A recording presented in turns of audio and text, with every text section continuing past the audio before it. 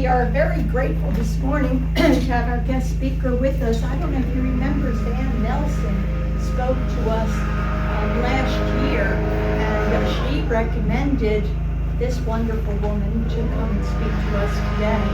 And Zan was well received by you, so I figured she would be too. I'll be okay. Let me tell you a little bit about her. Dr. Shelley Viola Murphy is the Descendant Project researcher at the University of Virginia, where she spearheads the study of enslaved laborers who laid the university's foundational stones. Her background spans with the nonprofit and local government work focused primarily on real estate, affordable housing, and fair housing discrimination issues. An avid genealogist for over 30 years, Dr. Shelley Murphy, aka Family Tree Girl, Leave it to the kids. was born and raised in Michigan, now living in Central Virginia. She conducts genealogy workshops at local, state, and national conferences. Dr. Murphy is known for her inspiring and interactive So What with genealogical research, along with interesting problem-solving methodology lectures, such as the use of timelines. Dr. Murphy is also a coordinator and instructor at the Midwest African American Genealogy Institute and serves on the board of the Library of Virginia and the Albemarle, Charlottesville, and Fluvanna Historical Societies. She has no qualifications to speak to us. She is currently the Genealogist General for the Society of First African American Families of English America. She has developed educational programs for the Center for Family History at the International African American Museum. She is a founding member and current president of the Afro-American Historical Genealogical Society chapter of Central Virginia and vice president of the Central Virginia Genealogical Association. She holds memberships with local, national, state genealogy groups, various historical societies in the United States, and has focused mainly her personal research on Michigan, Indiana, Ohio, Virginia, West Virginia, South Carolina, and Tennessee. A respected voice in the genealogy sphere, Dr. Murphy has been featured on prominent platforms such as Family Tree magazine and multiple times as a presenter at the world's largest family history conference, Roots Tech.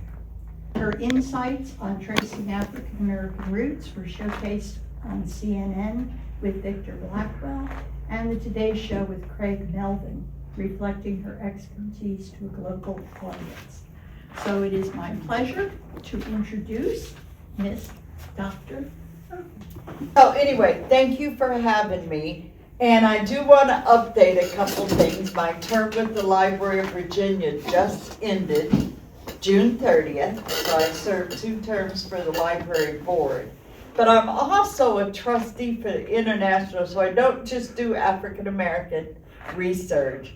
I'm also a trustee with the International Society of British Genealogy and History, which is another organization, but it's focused mainly on the British, Great Britain, Scotland, Ireland, all of that. And so that's also in my family as well, so very much, I'm going to say, research in those areas as well. So we're going to talk about women today. And I'm going to go through the slides and things. And as I mentioned when I was coming in, this is the first time I only talked about just women in the Revolutionary War. My interest in the Revolutionary War, I've been in Virginia since 2003. Moved up here from Tallahassee. And when all this stuff was planning on 250, and I thought, I don't see anything around Charlottesville about the Revolutionary War. I know about, and I say TJ and GW, Thomas Jefferson and George Washington, who are distant family. So I call them by their initials sometimes, so I might flip. But I noticed that there wasn't anything, no markers or anything. Well, there's the campaign a historical marker called 1781. And I think that's about the only thing I've seen. Plenty of Civil War things. But it was like, wait a minute, 2013, I'm in DAR. And I'm thinking, wait a minute, there's nothing about Revolutionary War. So I got interested. So I'm under contract for a book and for the blacks in Central Virginia. So I'll highlight them pretty much throughout here. So, and of course I tap into the women there. So just know we were there. No offense, but we got this one. We got this. So the title of this is Revolutionary Women, Courage, Sacrifice, and Survival in America's Founding. So an overview basically, and I highlight either bold or red, that's really for me, but that's actually what I'm gonna say. Or it triggers what I'm gonna say, so I'll let y'all know about that. But just know that women were involved. Didn't matter if they were black, white, Native American, whatever. Women were involved. And you'll see some of the roles and things that they played in, were involved in. Political activists, camp followers, spies, nurses, laborers, heads of households while their husbands and sons were involved, right? So again, I want to make sure we walk away today knowing that there was involvement and hopefully somebody tells somebody else so that information gets passed on. So by the end of the session, and I got my teacher hat on, so I always had goals or takeaways and things, is to recognize the many roles that women did play during the American Revolution, understand how race and ethnicity and things were involved during the war, but also I'll share what records. So I'm going to ask the question, how many of you do genealogical research? Got it. Great. Because I'll share resources at the end. Because I never know who's looking or, listen for the stories and the information, or someone that's researching something in their family. I went to Jack Jewett chapter, by the way, of DAR, and associate member for the Albemarle chapter. And I did share with Mr. Brewer that I have connections to Orange County. I was at Orange County Historical Society before COVID, and I was sitting in there and I'm researching for the UVA project, and I see a person's name. And I won't say what I said to you. But I said, oh, wow. What are you doing down here? Well, apparently there was 8 original gentlemen justices, and one of them is my 7th or 8th great grandfather. But he was up in Frederick, Virginia, in the Winchester area. And I thought, what are you doing down here? So the lady at the Historical Society, because I was the only one in there, she said, Dr. Murphy, during this time, all of this side was all Orange County. And because I'm thinking, what are you doing from Winchester? Because I'm just researching at that time, finding my Bordens and Henrys up in that area. And so I said, okay, so I'll leave that alone. So I had a connection here. So now I do a little bit more research. Okay, so takeaways and goals for this is that you just recognize that women were involved, and hopefully that there are strategies for folks that want to pursue more information on this, that I'll share that with you. So basically, just what do you know about the war? Quick, short, began 1775, and it basically ends 1783. The British, of course, surrendered Cornwallis on October 19, 1781. At that time, what we know of the United States of America is independent from Great Britain. And again, it was an integrated war, and a lot of folks didn't know that, because we get more closely associated with the Civil War because it's more prevalent, especially in our area in Virginia and with Richmond and so forth. but it was integrated, and what I mean by that is blacks, Native Americans, and whites were all standing next to each other, just like we do now. But then it wasn't separate, where in the Civil War it was a little separate, okay? So, Virginia, critical. It is critical. It is the largest populated county during this time, and also we had leaders, Patrick Henry, George Washington, Thomas Jefferson, and so forth, that are all coming out of Virginia. And again, we had manpower, we had supplies, plus we had nice rivers where things could be transported through. So, impact on the local communities. Well, we got devastation and we got chaos, but there was destructions of the farms and so forth. Women actually were managing the farms. And I'm gonna say, women have that tradition right up to what's going on now. But I even go back to Vietnam War. You've got whoever the soldier is, female or male, goes off, someone is left managing. World War I, World War II, trying to investigate a little more on that, what was going on, because you know between 1 and 2 we got 1930s and the Depression. Who's doing what, when, and where?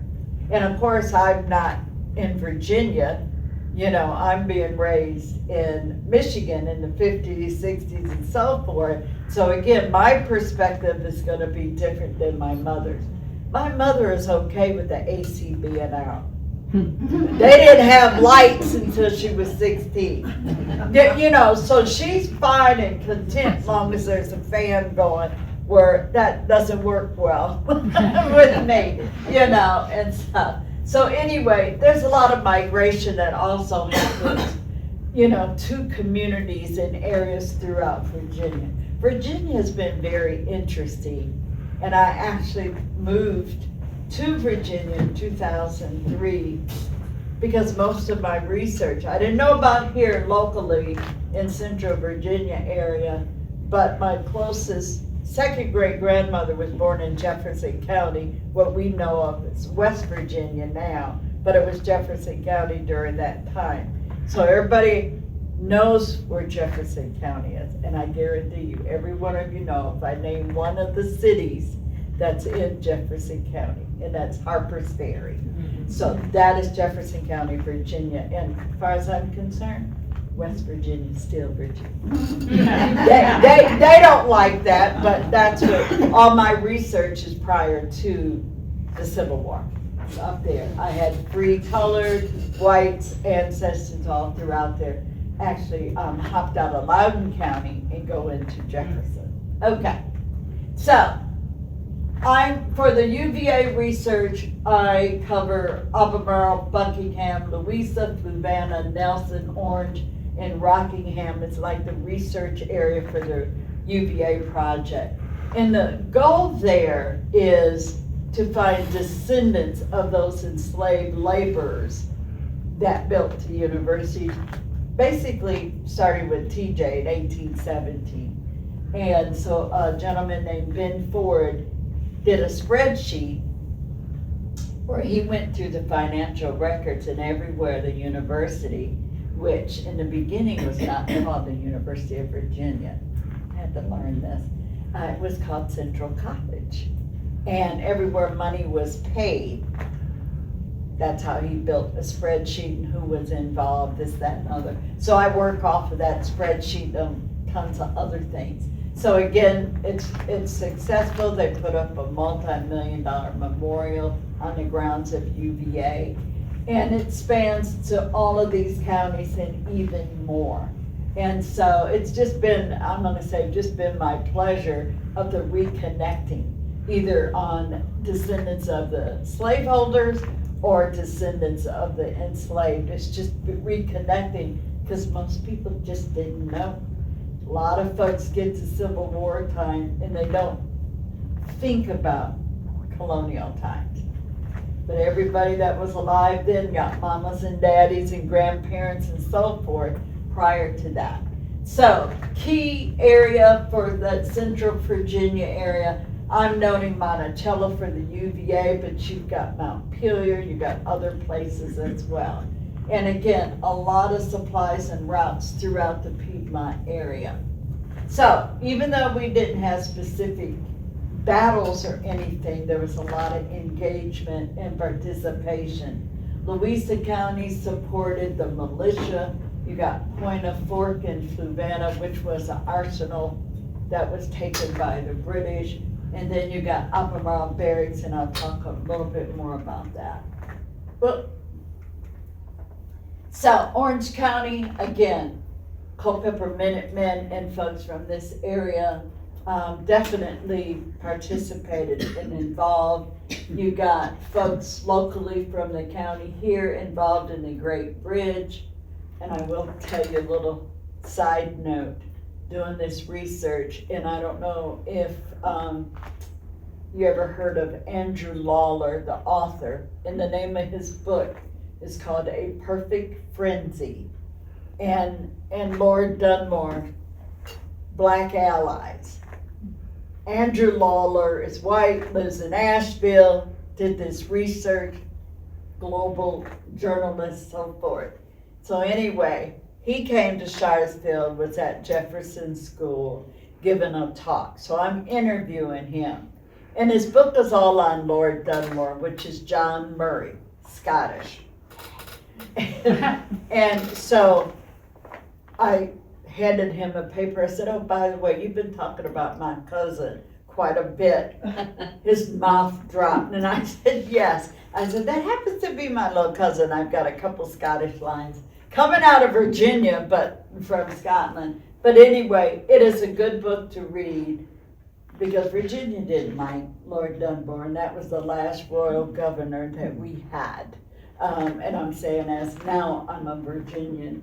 But he was challenged and he was a little bit above everybody in Virginia coming out of New York, governor up there for a little bit, and came down here, and his wife didn't think Virginians were at the same standards of New York. But anyway, Andrew Lawler goes around and gives talks and things, but he's an excellent speaker, and you can Google his name and hear some of his talks. But again, it was the Lord Dunmore, which I'll mention up here.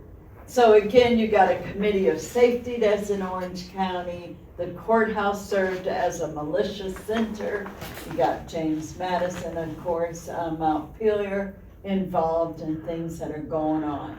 So Virginia offered a lot as far as transportation and corridor through central Virginia. So there's a lot of things happening and things. So, everybody know about Jack Jewett? His famous ride? No. Mr. Brewer. No. He's over in a tavern in Cuckoo, Louisa. Right? And it's called Cuckoo, C-O-O-C-O-O. In the DAR chapter I belong to is called Jack Jewett. So he overheard the Redcoats talking about going to Monticello because TJ's there and other state legislators are at Monticello. So they're going to capture Jefferson and so forth. It's a 40-mile horse ride from Cuckoo to the mountain to Monticello. And so that's the famous ride. He is known as Paul Revere of the South. You can Google him all the time. There's Jack Jewett Road. There's historical markers on Jack Jewett. Y'all got to come out of Orange County. There's a whole bunch of stuff going on and around. So anyway, travel, yes. Anyway, so he has a very famous ride. And of course, you can look at part of Ken Burns that mentioned a little bit about this, but Jefferson and all those legislators do escape. So he gets warned ahead of time. The British are coming. There's a reenactment at Monticello during the July 4th time, also about Jack Jewett. You ever heard of Sybil Ludington? Yes. Mm-hmm. That's your female. Thank you. Paul Revere. You know, and I'm highlighting her. She's basically out of New York, but she's our female Paul Revere or Jack Jewett. And also, she was only 16 when she did her ride. So I wanted to highlight her, but she learned about the British coming and attacking an area called Danbury, Connecticut, and so forth. So anyway, I put on here that she married Edmund Ogden and had a son named Henry, which was after her father, who was also a Revolutionary War patriot. So again, gotta give due where it's due. Okay, so Albemarle Barracks. I'm gonna tell you exactly where this is at. You know, Barracks Road in the shopping center. You go straight out Barracks Road. This is where there was actually a prison, and it held up to 4,000 British and Hessian soldiers. And some of the Hessians, which are German soldiers, and here, I know it's hard to see, but you guys have the PowerPoint. Some of those, I'm gonna say Germans stayed. After the war, they didn't leave. But the barracks, actually, there was a big march to Winchester, which was critical, so they were leaving out of, say, Charlottesville and going to Winchester. But the Historical Society put a marker out there, and this gentleman had took a picture, and there's a historical sign where it's at. There's no building or anything, but there is some rocks indicating something had been there. But again, it was not a good place, you know, if you read about it. And there's YouTube videos of people talking about Albemarle Barracks and things like that. But again, some of the families that stayed were of the German families is Frederica Charlotte Baron, well, she's the Baroness, her last name is Charlotte.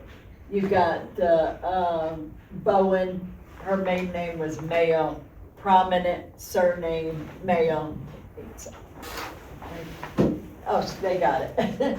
And then Sandridge, maiden name Sandridge, or some folks that also come out of Amherst, so I know them. Part of the UVA stuff, and their last name was Thurman. And so why are these families staying here? Well, it's because there were other things that were going on that women were involved. So I want to set the stage for about the women, and to understand, it's not that we had any rights, because you know we didn't. You know, we're still fighting a lot of that stuff today in 2026.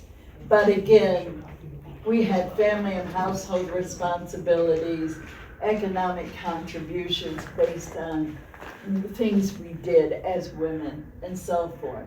The key point, the revolution disrupted everything in everybody's life of what was going on. And you again, think about what we have now. They had nothing as far as access or even the thought of anything that we have now.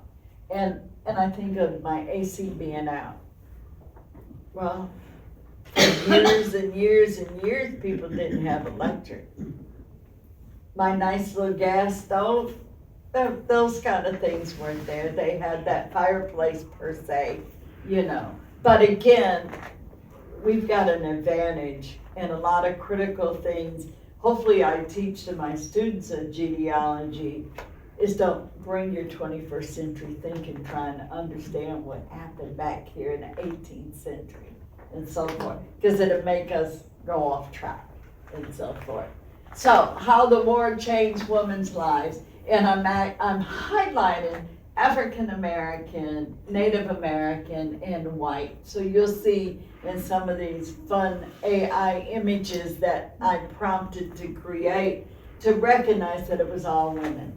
You know, we got war going on, you know, not worried about who wasn't and who was or whatever war's going on. We need to survive. And of course, for the women's thought is to support our husbands and our sons. So men were leaving for military service, and again, that left the women back, taking care of the farms and the children and so forth. They actually had to, if there was a business in the family, that's their job. They had to do it.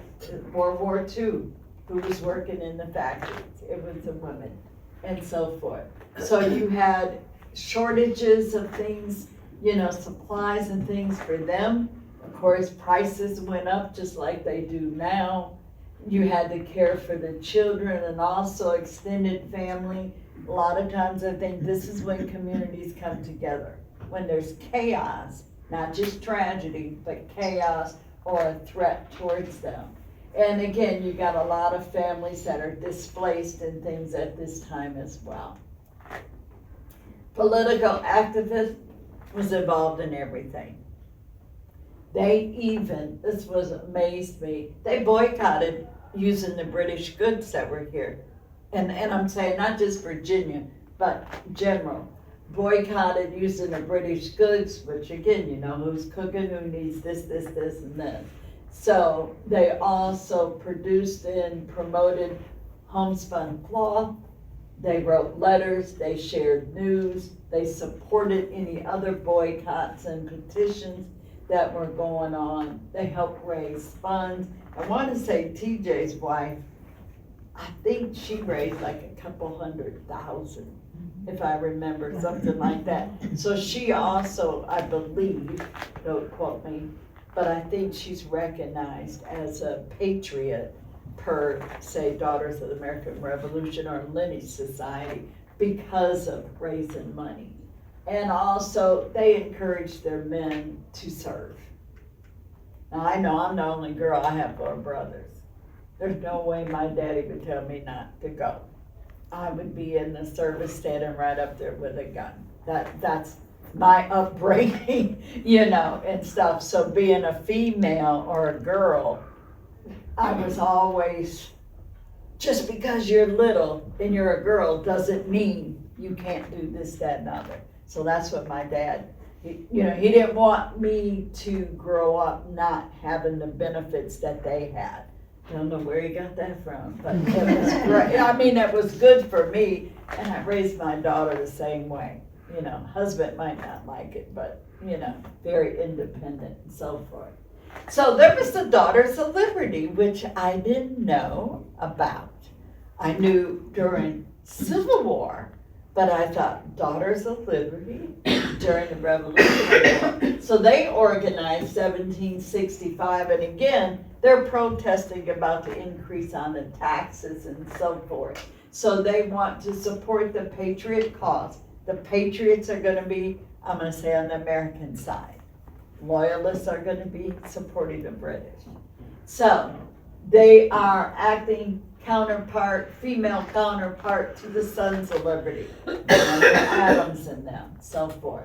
They turned everyday household labor into political resistance and so forth. You can learn more about the Daughters of Liberty on the battlefields.org site, which again, I had no idea. All of this in the last few years doing this research for this book is like, are you kidding? Standing up proud, you know, and so forth. So, camp followers. How many of you know about camp followers? Awesome. This is where it's happening. They were there. And they were experiencing, just like the soldiers and on the front lines, they were there. And I make that as a point because a side project right now to connect with the book that I'm writing, I am looking for Black camp followers, women and families. And the only way at this moment is to find a pension record that will mention about their wife being there. It's the same for whites as well. But the camp followers are individuals, families, wives, daughters, sisters that were also following, say, the regiment. And again, various roles and responsibilities. Could be cooking, providing aid and comfort, washing clothes, delivering supplies, and so forth. And they matter because that helped relieve the soldiers' part of having to do that when they could have been on the front line. So they had basically backup. So they should be honored as patriots, no different than somebody with a gun. In which, you know, during the Revolutionary War, we got the Sons of Liberty. They weren't soldiers. They were the community's and I'm gonna say it this way, with shovels. They had guns, but shovels and pitchforks and so forth, which going against the biggest and the baddest, army in the world at this time. And we won. So anyway, okay. So challenges that were faced, they experienced the harsh weather condition. Anything you read about GW, this, that, and other, you know Martha was there were others. And there's lots of stuff talking about it, but there's just not enough about the women, what they were also experiencing, and the children. Disease outbreaks, food shortages, the marching. Basically, it's nice to say food shortages, starving. They were hungry, they were cold. They were also exposure to battles that were going on. And so, would Washington's army have survived without these women? I don't think so. My knowledge of military history and war, which is fascinating to me, I don't think without the support that helped relieve so more could go to the front lines per se and do other things, I think we've been discounted a little bit. Even though historians know this, they're more prevalent about the battle and what was happening with the guns. So, the diversity of the experiences, there's not one story, there's many stories. It's not just about white women, free black women, enslaved women, Native American or loyalist women, patriot women, and so forth. And again, we all come with whatever we came with. Okay. So black women during the revolution and so forth, enslaved women were seeking freedom. You know, they following some British promises that were put out. They supported the patriotic households, and of course there was also family separation also. Other discussions that could be about why blacks were involved in this and why not, and I'll hit some of that. I'm going to go through each of the ethnic groups on the women. But again, it's just amazing that enslaved women, and I'll highlight one of my favorite books that I came across. I wish I could find this lady to do a talk, but she hasn't answered in my email. But I'm hoping to talk about her book. But anyway, just know that they were there, even though they were enslaved. You got Native American women in the Revolution, same thing. Impact to their villages was going on with war, regardless of what side they're on. And a few years ago, I learned, coming from Michigan, didn't learn it in school now, and I'm 74 years old, and no one said anything about the Native Americans being on the British side in Michigan. I had no idea. Oh, right up here where all my folks were at. But all the Native American tribes were on the British side. And I had to sit back and say, huh? You know, never heard any of that until I started doing this research. So anyway, Native Americans experience, and I'm highlight the women, about the food shortages, the displacement, and so forth. And again, a lot of your conditions also stopped the traditions in your families as well, you know, that were going on when war is happening. So Native women often experience the revolution as more of an invasion into their space. So loyalists, they're on the other side, they're supporting the British, you know, so they're also experiencing some of this because during this time, we're all British subjects. So you got your British government coming after their own people, in sense. So yes, we're gonna boycott and come back and say, that's unfair, this, that, and the other.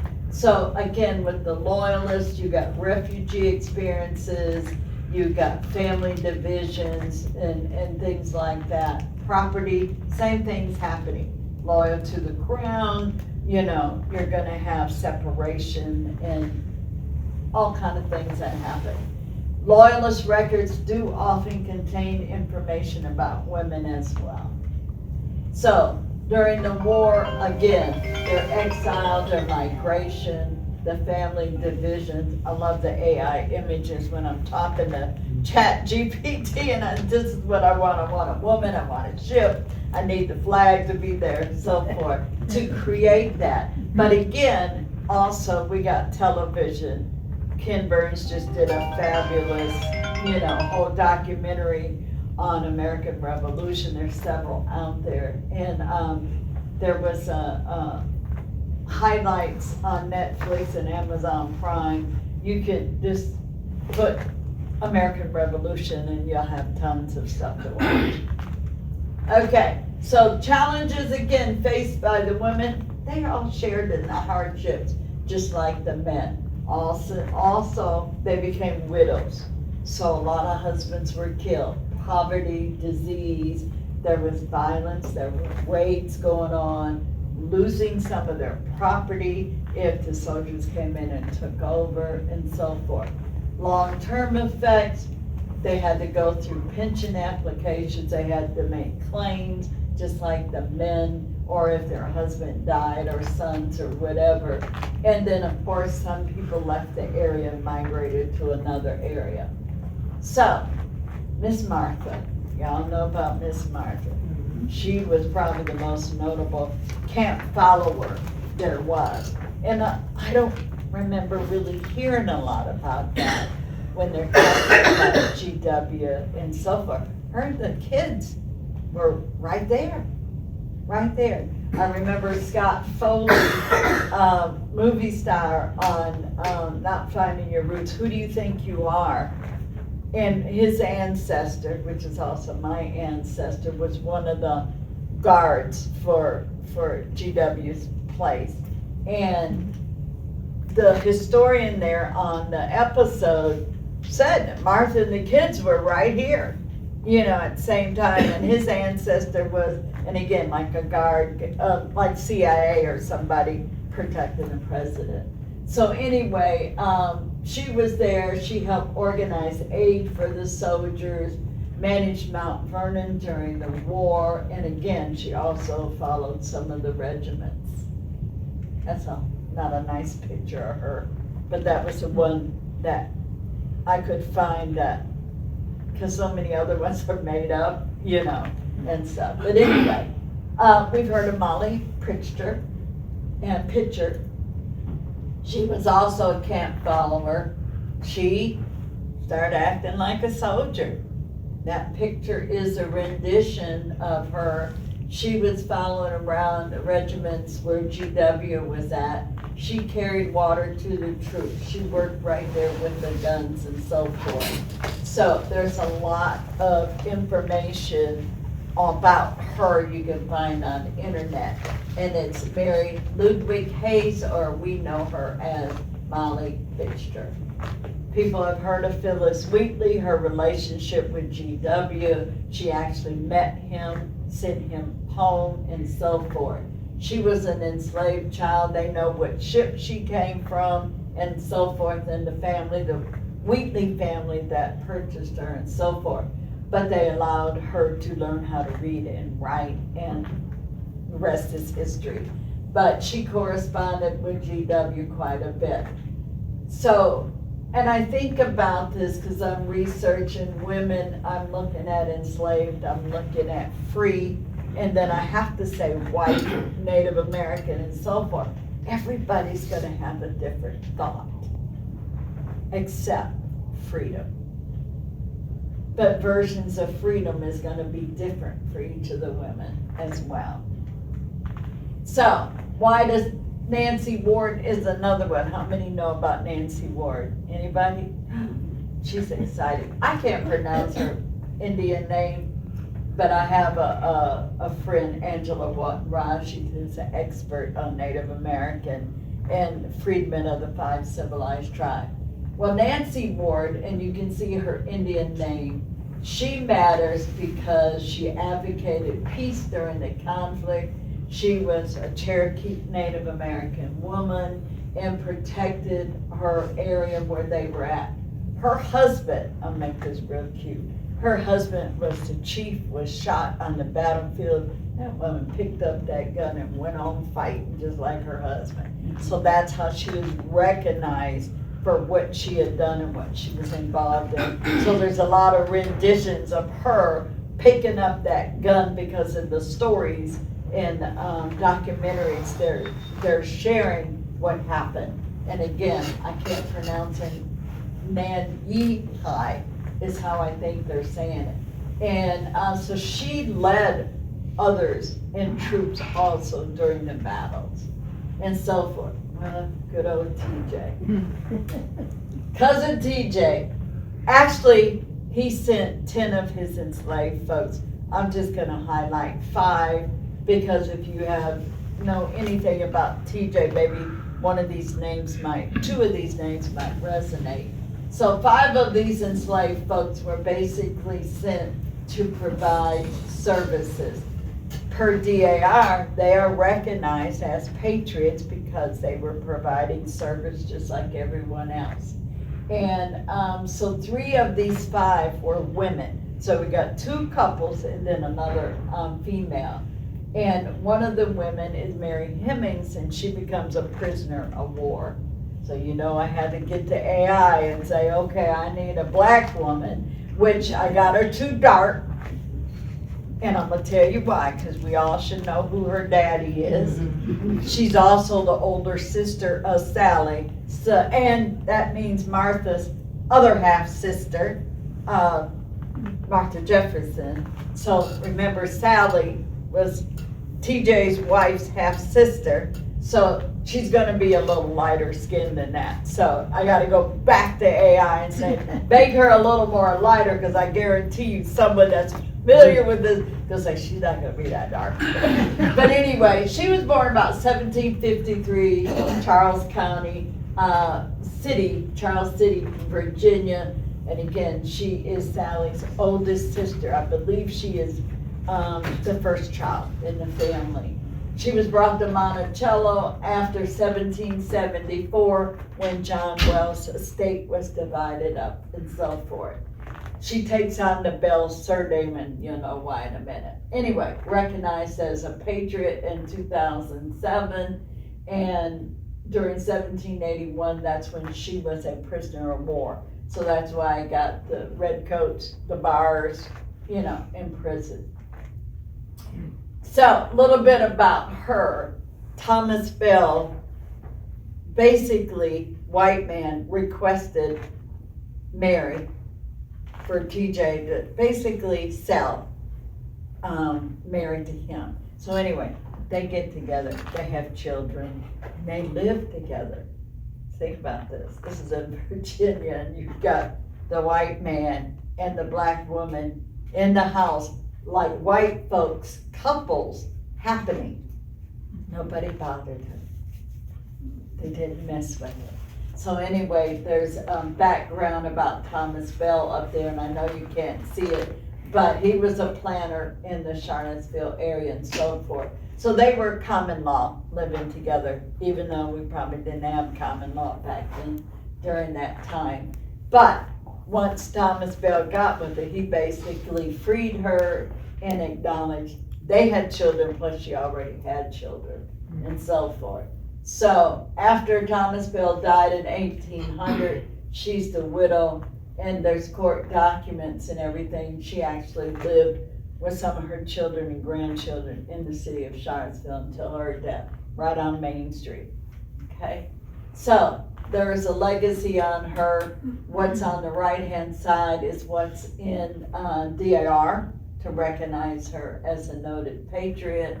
And again, a lot of women are often overlooked, not just because they were enslaved, free, or white, or native. It's just overlooked because they're female, period. That's my opinion. So, and again, just want to know, enslaved becomes free, becomes a property owner. So there's a whole legacy there on her. A little different than what Sally lived.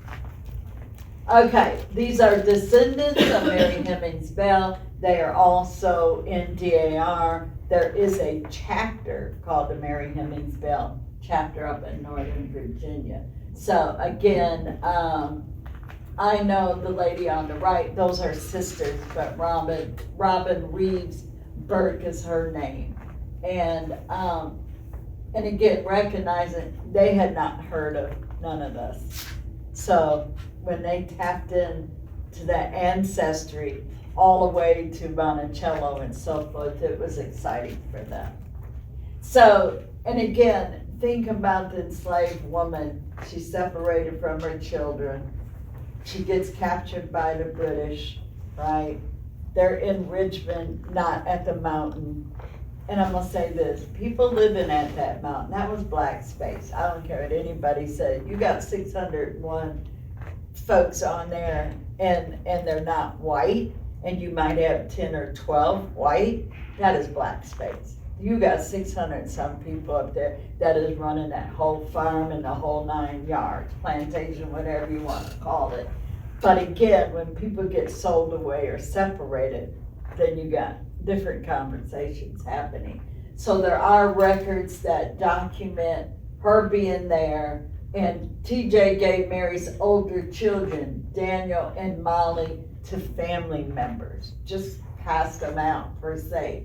And her youngest children, Joseph Fawcett and Betsy Hemmings, they stayed at Monticello. So you know there's plaques or you know, pictures of stuff about the Fawcett family and things at Monticello.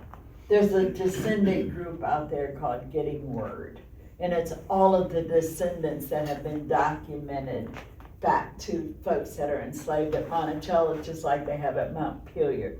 They got distinctions of color, which is the exhibit, I'm gonna say downstairs, because I know I go downstairs when it was opening and so forth. So thank you, David, the multi-million-dollar guy that gave, Rubenstein. Yes, Rubenstein, that gave what was 10 million or whatever it was for that legacy to go on. And again, folks are all there together. So it's hard to just say this or that when you're looking at a community, be it enslaved or in an actual city or something like that. So there's strong ties to Orange County and women. There was a Nellie Conway Madison who was involved, and of course she connects to the Madison family, and she was there basically managing the plantation where these folks are gone, right? She's there while her husband was away. She supported and her husband was Colonel James Madison Sr. and so forth. And so you also understand that white women were able to read and write, so there was a lot of letters going on and so forth. This is all documented. History doesn't hide things. You just gotta find where it's at. Doesn't matter who you're looking for, white, black, or whatever. So again, her husband chaired the Orange County Committee of Safety, which I mentioned earlier. But she also encouraged Virginia women to contribute money and clothing for the soldiers. Here's a couple other women that were connected. Frances Taylor Madison, again, another one at Montpelier. Enslaved women of Montpelier, they were laboring, they were there, they were maintaining. And the wives of the Orange County militia also having to manage those farms and keep things going on while sons and husbands are gone. So the Orange County Committee of Safety, and I'm gonna say, learning about the Committee of Safety really came to fruition watching Outlander. And I don't know if folks are Outlander fans, but I am a diehard. And I don't know if you remember the scenes with the Committee of Safety that were not real nice people at the time and what they had done involved with Claire and so forth. So folks that know about Outlander, I just started watching again. I've seen the whole series, like 10 years worth. And I just started on my episode. They just got married. So that was episode 7, I think it was. But anyway, so the Committee of Safety, look at what they did. They're sewing, they're producing cloth, they gathered food, they're raising money, they're providing aid and comfort. And of course, they're also supporting each other, just like military wives now. there is military wives groups that are supporting each other. I'm actually an ex-military wife, lived that life, but there was always the support of the other wives. Same thing during this time. And again, maintaining their farms while their sons and husbands were gone.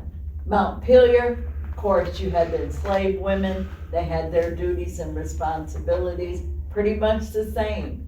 Cooking, weaving, laundry, childcare, agriculture. Somebody's gonna be in those fields, and it's gonna be who's left behind. And that's gonna be the women and children, and so forth. And of course, the aid and comfort and so forth. I wanna give thought to the women that are unnamed, that we don't have names, that we don't find letters or notations of other women that were involved, because we know there were. We can only highlight, and again, I'm highlighting people that are associated with famous people, but there were so many more not connected. So they were also keeping farms and homes running. That could be your Native American, that could be white women, that could be black women, free, so forth. They also prayed for everybody's safety. This was a major disruption, as any war is, and so forth. And again, you've got the whole fear of uncertainty, what's going on. And again, we have no names to call them out.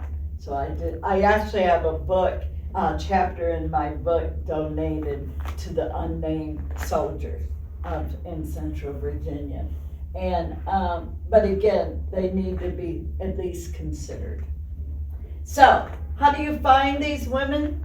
Well, big thing is pension records, widow pension, probate, land claims. If you're conducting genealogical research during the colonial era, land. Number one, money and land. That's where documents are at. Doesn't matter if I'm looking for enslaved people, white people, Native American. Find that land record. And what becomes your courthouses in a place like that. But land, even the buying and selling of people is in land. Nicholas Roper, who I mentioned earlier when having conversation, Nicholas Roper, who's an ancestor, came from Suffolk, England. Well, hell's bells, he buys 400 acres in Louisa County. He's supposed to be up in Jefferson County, but he buys 400 acres, and there's 4 unnamed slaves that are with the property when he's buying this property. So I've been trying to find out the names of those 4 people. And when it got sold again, where did they go? What happened? So far, no luck. No luck at all. But anyway, other records could be land claims, church records, and so forth. You want to look beyond the military records to uncover the women's stories. And again, hopefully more things come out. You got online resources. Fold 3 is the #1 place for American Revolution, war, but also they have the British side as well. So both are on Fold 3. That is a paid site. You got Ancestry and FamilySearch.org, your historical societies. And one of the things I teach at that institute, no matter what's online, not everything is there. And the fact that they have it online means somebody came to that local community, copied, scanned, photographed, whatever it was. But that document or whatever it is you're looking at in a local community, this is anywhere, local community originated in that community. So for genealogical purposes, you exhaust the local area first. And again, that's looking at what's there, what happened there, who are the notables. We're in an area that is so full of notables, just in a big circle. And there's records. You know why? They like their land, they like their wine, and they like their money. Think about it. and I tell folks that are researching African Americans, you can't look for African Americans without looking at the white people. They're linked. There's no, the country's not built that way. You have to research, and again, it's researchers, and I'm not talking about just black research, I'm saying somebody is researching. You have to understand who wrote the laws, who's holding the paper, and who's got the pen. You gotta research them. And so I teach that continued. I'm not gonna find if I have an enslaved ancestor unless I find who enslaved them or who was around them and so forth. So again, that's your biggest takeaway. You gotta research everybody in that community. And so right now, clocked in this little brain, you know, the Central Virginia area, the ones that, all of the laborers that built UVA were rented. UVA only owned maybe 2 enslaved people. Not like William and Mary had 200. UVA only had 2. All of that labor was rented. Everybody participated on making money. And they would send the laborers, they'd be under contract or whatever it was, for 3 months, 6 months, or a year. And some of those buildings are still standing, which is amazing. But then again, that's our young country. I think about the times I go to London, but our young country, there's still buildings standing that could be over 200. Library of Virginia started 1823. It's celebrated its 200th anniversary in 2023. But think about what they have, what was donated and so forth.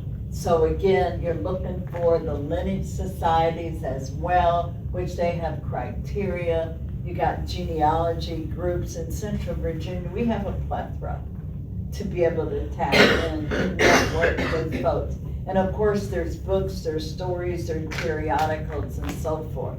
So looking for Revolutionary War women, you gotta start by the male ancestor.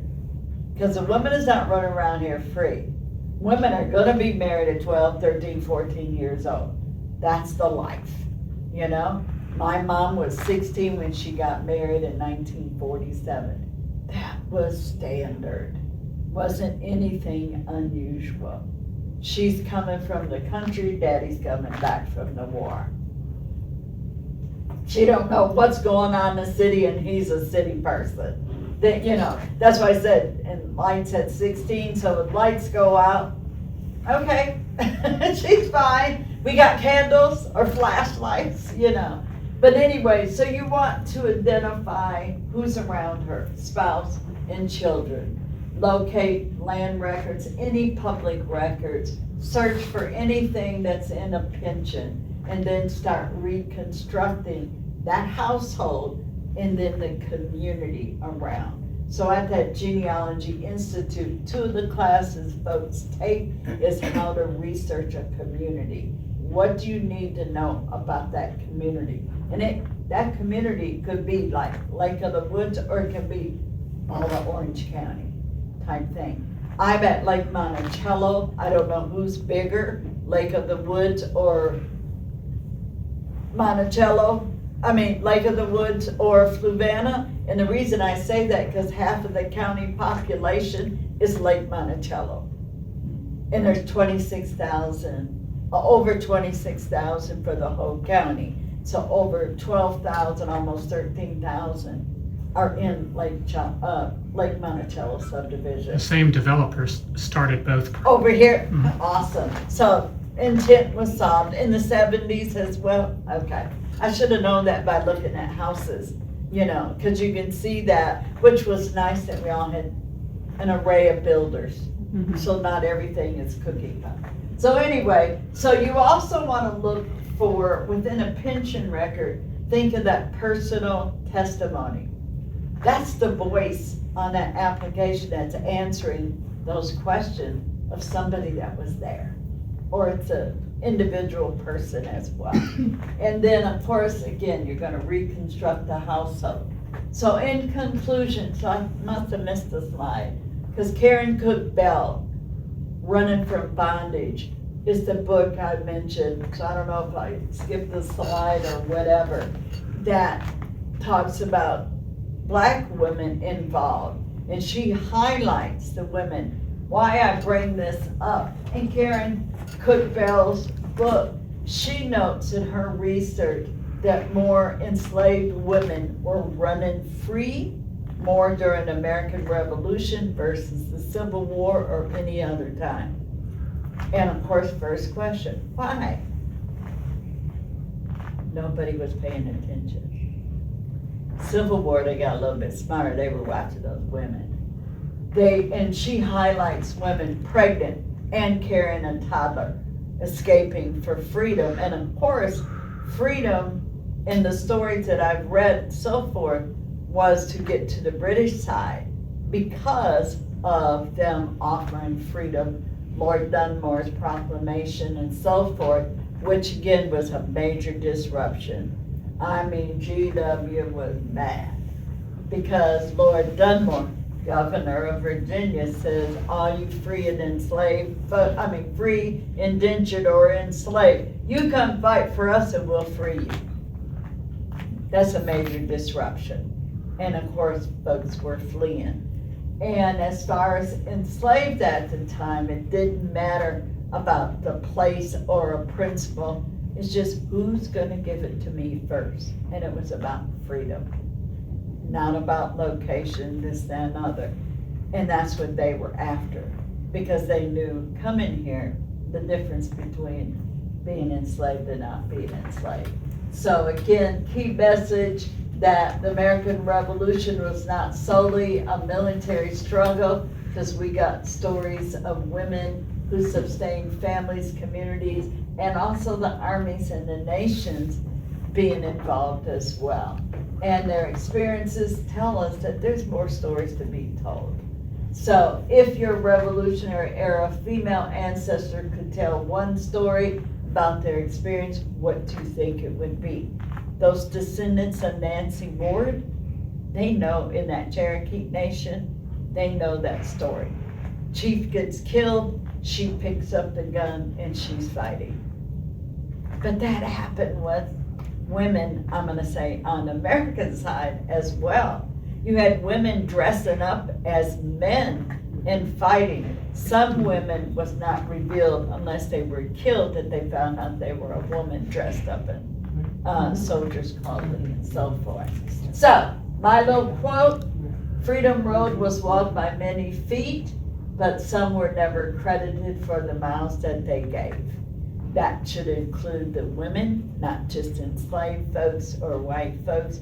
That should include us as women. I should become Susan B. Anthony or somebody. I should. So anyway, I want to thank you all. I did have an exhibit on the blacks, because again, I'm sitting here thinking nothing was happening over at, in the area of all of these counties I researched. And there's only this campaign of 1781. There is one marker.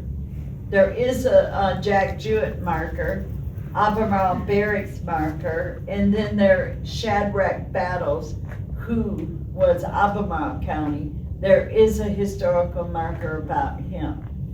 But just in my book, that comes out in January, I've got 50.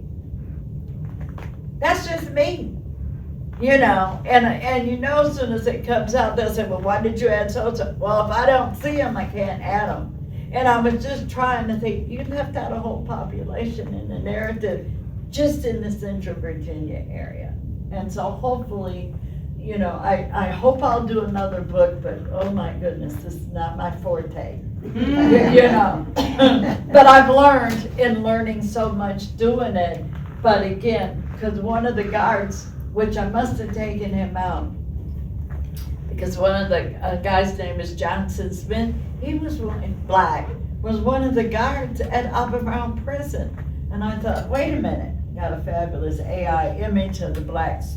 The black soldier, per se, with the gun, holding on a red coat. You know, and I'm thinking, okay, I got Mary, you know, being a prisoner with the bars. But again, we're not taught that, we're not exposed to that. And again, women, blacks, Native Americans, and so forth. So I just felt it was time for me to open my mouth. And you know, my mom thinks I'm just probably nuts. She has no, she knows about Civil War, but not Revolutionary War. And she probably thinks I'm nuts, and I am. But I had an exhibit at Jefferson School, African American Heritage Center. It went down in February, but that was the first exposure, which I included the 19 that Zan and others in Culpeper had researched and found notable, and included them in the research and so forth, because they had spent so much time honoring them, and they put up a historical marker as well. So I am open for any questions if you have any, or other than that, I made it 11 o'clock. 11 o'clock. Yes. So I'm just curious, I always thought of the DAR as being organization of aristocratic white women. Lily White. Yeah, when did they start accepting people, other people? Karen Batchelor. Well, let me back up before I talk about Karen Batchelor. Eunice Russ Ames Davis. There is a book. You can get it from DAR website. It's called The Real Daughters. And there's 7 real daughters that they highlight and profile. Those are daughters of a Revolutionary War that would have lived to whatever time. Eunice was one of those, and she's a woman of color. And her father was an actual Revolutionary War patriot, and she dies in 1900. So I don't want, in essence, they recognize her as one of the real daughters, but the highlight is not that she's a woman of color. 1983, Karen Batchelor out of Detroit, Michigan, was the first woman of color allowed into DAR, and Karen's patriot is white. My 5 patriots are white. I have 3 more to add. They're also white, and I've got 1 of color on the way. You know, so I'm searching, and it's a Goins out of Virginia, and I just got, you know, DAR wants a document. There ain't a document for everything, and I can't produce a handshake. You know, but I got DNA, you know, and so forth. But anyway, 1983 was Karen Batchelor. She was the first woman of color. But then a couple years after that, there's a Joan Murphy, and I believe Joan Cornwell Murphy was the first woman of color with a black patriot admitted.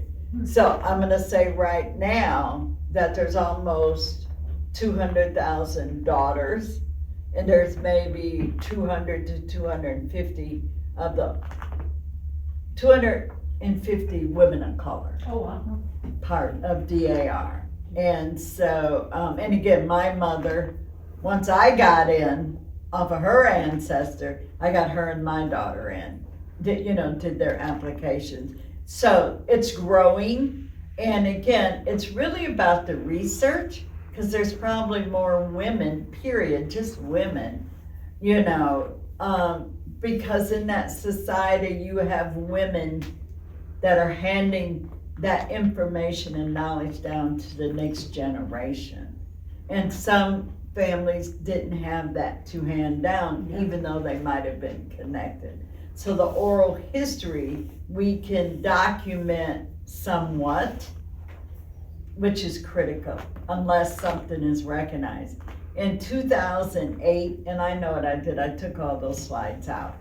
But in 2008, DAR did a massive project called The Forgotten Patriots. And it was a book, and it's 874 pages, so it's about this thick. And they researched what they call the Forgotten Patriots, which would be men of color. Well, it's men and women, and Native Americans as well. So they researched, and there was 6,600 they identified in the book. Then there was a supplement that adds another 200 names. Now, you could buy that book for $50, but it's a PDF now, because once DAR got their money back, it is an open PDF online. You can just Google DAR, Forgotten Patriots book, and there's the PDF. Or I can send that link if you want to share that out. But that covers all states, not just Virginia. So again, women of color are there. And they're actually recognized at DAR at Continental Congress and stuff, because there's a luncheon. And right now, the President General of DAR is a Virginian, and that's Jenny Storage, and she's in Fredericksburg. Great. Any other questions? Or, Yes. Dr. Murphy, talking about ancestry, I recently read something that dumbfounded me. I read that Kunta Kinte was, Alex Haley's roots, was enslaved on a farm right here in Spotsylvania and is buried there. And I've never heard anything In the about movie, this. it's highlighted right in the movie, when Kizzy, the daughter, goes to the grave, if you remember. Go back and listen to that part. Well, I wonder Yeah. why isn't more, why isn't this more noted and well known here? We don't even, I wasn't Well, familiar. DAR's in chaos right now. Hmm. There's a major, how many are DAR members? Just us? Well, they're in chaos right now. Maybe not? I'm not even gonna bring it up, but they're in chaos. I'm in the Washington Lewis chapter, so that's probably why I don't know about it. Well, they're just in chaos right now. There's a group trying to change the bylaw. And then you got everybody rooting to keep the bylaw. And I'm gonna say this, the definition of a woman? Being born a woman. That's it. I have nothing more to say. But, and again, you got opposing sides, which isn't unusual for a lineage society or any group. You're gonna have about two sides, two versions. But what's critical right now, we're looking at a whole nother generation. And my kids are in their 50s. They don't think like me. But I have to understand how that comes back at me, because things that I might have valued or I think is important, they ain't thinking about it. But I have to be open to keep my relationship with them, because my kids they're born in the 70s, and I remember my son Jay, born in 72, when I realized he didn't know how to read that kind of clock up on the wall. Because when he was born, the solar digital things were there. And I don't even know, I was shocked. Wait, they didn't teach at school either? Wait a minute. But I had to understand different times brings different things. And of course, we've got technology that's crazy right now, and in my personal opinion, is also out of control. And you don't know, I can identify what I created AI, but you can't identify that online. No. There's a big war going on in Hollywood because there is an AI generated actress. Did you see that? Yes. And people didn't know she's AI. She's winning awards. Yes. And I said, that's it. But I control what I make, and it's mine by the prompts that I give it. And so it's a helpful resource for me. I design education programs and things like that, teaching Red War stuff or whatever, So anyway, yes. okay, any other questions, or shall we eat? Thank you so much. You're welcome. Thank you. Thank you for having